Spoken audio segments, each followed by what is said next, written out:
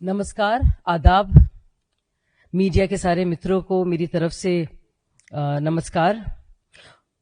Congress party जो अपने को मोहब्बत की दुकान कहती है, दरअसल सिर्फ और सिर्फ फर्जीवाड़े और फरेब का बाजार है। कांग्रेस पार्टी के CWC मेंबर और मीडिया हेड पवन खेरा के पास दो EPIC कार्ड्स मिले। अब उनकी पत्नी कोटा नीलिमा, जो 2023 में 60 खैराबाद विधानसभा तेलंगाना में उम्मीदवार थी, उनके पास भी दो EPIC कार्ड्स मिले हैं, यानी कि दो वोटर कार्ड्स मिले हैं। डिटेल साफ है। 2023 एफिडेविट और वोटर रोल, नाम कोटा नीलिमा, पति का नाम पवन खेरा, EPIC number TDZ 26666014, assembly 60 Khairatabad, part number 214, serial number 314। 2025 में ही यही EPIC नंबर अभी भी एक्टिव है, बल्कि उसमें भी पार्ट बदल जाता है। तो EPIC नंबर वही रहता है, असेंबली 60 खैराताबाद रहती है, पार्ट नंबर अब 2014 से 204 हो जाता है, और जो सीरियल नंबर है वो 314 से 752 हो जाता है। लेकिन खेल यह भी खत्म नहीं होता। जरा सोचिए, एक और EPIC कार्ड, एक और वोटर कार्ड, और इस बार दिल्ली से निकल कर आता है, ये प्रकट होता है। इसमें नाम कोटा नीलिमा, लेकिन इसमें नाम है के नीलिमा। सोचने वाली बात है। और जो एफिडेविट वाला है उसमें कोटा नीलिमा, पति का नाम पवन खेरा। इसका EPIC नंबर है SZE 0755975, पूरी तरह से अलग।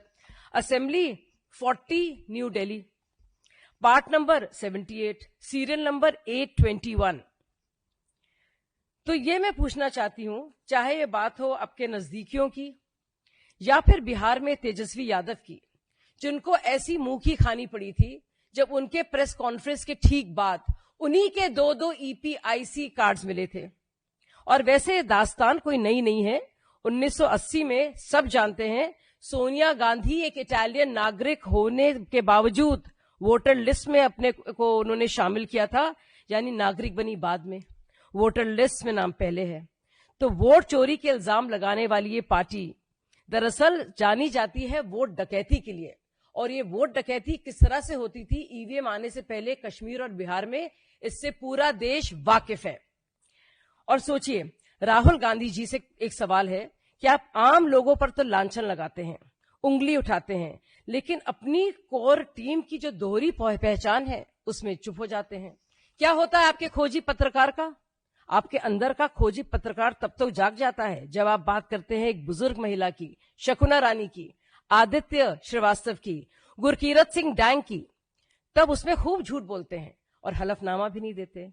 लेकिन आप देखिए, जब बात होती है बिहार में आपके दावों की, चाहे वो अमन कुमार हो, मिंटा देवी हो, सुबोध कुमार हो, और जब वो दावे झूठे निकलते हैं तो आपकी सिट्टी पिट्टी गुम हो जाती है। हम सब जानते हैं CSDS लोक नीति के संजय कुमार ने कैसे अपने आंकड़ों को लेकर सार्वजनिक तौर पर माफी मांगी है। और कल तक राहुल गांधी जो प्रेस कॉन्फ्रेंस कर करके देश के ईमानदार वोटर को बदनाम कर रहे हैं और उनकी पहचान को सार्वजनिक कर रहे हैं, उसको कहा जाता है डॉक्सिंग अंग्रेजी में, यानी आप टारगेटेड हरासमेंट कर रहे हैं कुछ लोगों का, उनका नाम सार्वजनिक कर रहे हैं और उनको परेशान कर रहे हैं और सरेआम बदनाम कर रहे हैं। दरअसल ये वोट अधिकार यात्रा नहीं है, सत्ता मेरा जन्म सिद्ध अधिकार, ये उस अधिकार की यात्रा है और ये नवाबी सोच को उनकी प्रमाणित करती है। कांग्रेस ने एक बार फिर साबित कर दिया है कि उसे लोकतंत्र से मतलब नहीं है, वोट छलावे से मतलब है। हम मांग करते हैं कि इलेक्शन कमीशन इसकी उस स्तरीय स्तर पे जांच करे और दोषियों के खिलाफ कानूनी कार्रवाई करे और राहुल गांधी अपनी इस चुप्पी को फौरन तोड़ें। ये वही पुरानी सोच, घुसपैठियों को रक्षा देना, उनकी संरक्षण करना और अपने ही देश के नागरिकों को बदनाम करना, और वही वोट आइडेंटिटी कार्ड को खेलना बार बार, बजाय किसी हलफनामे के, बजाय किसी सबूत और प्रमाण के। यही वो खेल है और यही खुला खेल फर्रुखाबादी चल रहा है उनका। कब तक चलेगा ये उनका खेल? ये विक्टिम कार्ड जो इस्तेमाल करते हैं और एक समुदाय को इस्तेमाल करते हैं, ये कब तक ये दांव खेलेंगे? तो उससे उनको बाज आना चाहिए। दूसरी जरूरी बात, कल बिहार बंद है और प्रधानमंत्री की माता का जिस तरह से अपमान हुआ है, वो अपमान, वो निरादर हम नहीं सहेंगे, नहीं सहेंगे। देश का कोई भी मां का लाल हो, कोई भी बेटी हो, मां हो, माई हो, अम्मा हो, अम्मी हो, मदर हो, वो सिर्फ प्रधानमंत्री की जो आंखें नम हुई थी ना, उन आंसुओं का बदला जरूर लेंगे। एक तरफ देखिए झूठ का इनका सैलाब, फर्जीवाड़ों का इनका सैलाब, और दूसरी तरफ हमारे प्रधानमंत्री मोदी जी के आंखों में वो आंसू। उनमें अंतर क्या होगा और उसका असर क्या होगा बिहार के वोटरों पर और पूरे देश की सरजमी पर, ये बहुत ही जल्दी राहुल गांधी जी को, तेजस्वी जी को पता चल जाएगा, जिन्होंने अभी तक इस पर माफी नहीं मांगी है। कि कब तक ये इल्जाम लगाएंगे? जैसे कि मैंने कहा, आम लोगों की बात होती है तो आपका खोजी पत्रकार जाग जाता है, लेकिन अपने ही CWC मेंबर और मीडिया हेड के 2-2 आईडी पाए जाते हैं, वोटर आईडी, EPIC, और उनकी पत्नी के, उस पर कोई जांच नहीं होती। मतलब क्या हुआ? आपके नजदीकियों के जो हैं, आपके करीबी, बाकायदा ये खुला खेल फर्रुखाबादी वोटरों के साथ, वोटर आईडी के साथ धांधली कर रहे हैं, तेजस्वी यादव कर रहे हैं, और उस पर आपके होठ सिले हुए हैं। बहुत ही घातक है।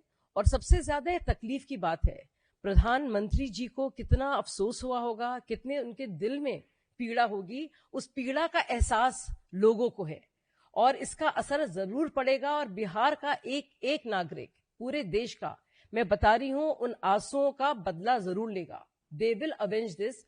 आप किसी की दिवंगत मां को नहीं छोड़ रहे हैं और आप उनका अपमान कर रहे हैं जो इस दुनिया में नहीं है। उनका लेना देना राजनीति में से नहीं था।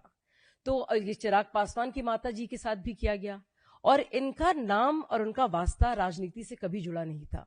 इसके बावजूद इतनी गलीज गालियां ये क्यों दी गई? ये इसलिए क्योंकि राहुल गांधी जी ने और तेजस्वी यादव ने अपने वोटरों में, अपने कार्डर्स में इतना ज्यादा जहर भर दिया है कि वो किसी की मां को भी नहीं छोड़ते, चाहे वो दिवंगत और स्वर्गवासी ही क्यों ना हो। वो मन से बोला गया है और अभी कहा जा रहा है वो इस पार्टी के हैं, उस पार्टी के हैं, उसका नाम है रिजवी।